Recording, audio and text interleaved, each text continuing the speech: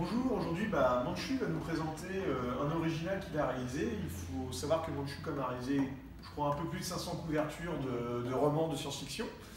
Et cet original a une particularité d'ailleurs, je crois, Philippe, c'est pas une mais deux couvertures sur un seul original. Ça représente le tome 1 et le tome 2 du roman. Donc quand on rassemble les deux romans côte à côte, on a l'image complète qui est ici. Et cette illustration-là, cette couverture-là, ou celle que tu fais, il faut beaucoup de recherche pour y arriver, ou très peu? Tout dépend de la complexité de l'image. Ça m'est arrivé de travailler au bout de 2 recherches pour un original. Ça m'est arrivé d'aller jusqu'à une trentaine de recherches aussi. D'accord. Celle-là, il devait y avoir peut-être 5 ou 6, quoi. Et est-ce que d'un des côtés que tu aimes le plus dans ce métier, c'est créer le design des vaisseaux qu'il y a dans tes illustrations? Ouais, clairement, oui, c'est très intéressant.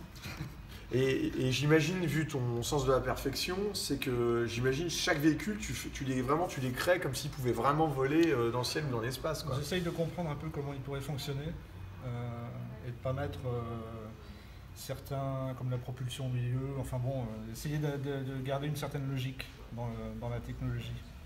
Et toi, ta particularité de travailler à l'acrylique, qu'est-ce que tu peux nous expliquer comment ça fonctionne l'acrylique? Comment tu travailles sur une image comme celle-ci? Tu commences par le clair, le foncé, tu vas travailler sur ton décor avant ou sur tes vaisseaux, comment tu fonctionnes? Sur une image comme ça, je commence par le fond, en fait, le ciel, et je reviens petit à petit vers le premier plan. Il faut savoir que le gros véhicule, là, toute cette partie-là a été construite en 3D. Parce qu'il y a un tas de complexités ici qui sont très difficiles à obtenir en perspective classique, quoi, si on la monte de manière classique. Donc l'outil 3D est quand même très très intéressant pour ça.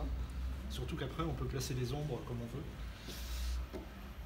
C'est fabuleux. Merci beaucoup Philippe.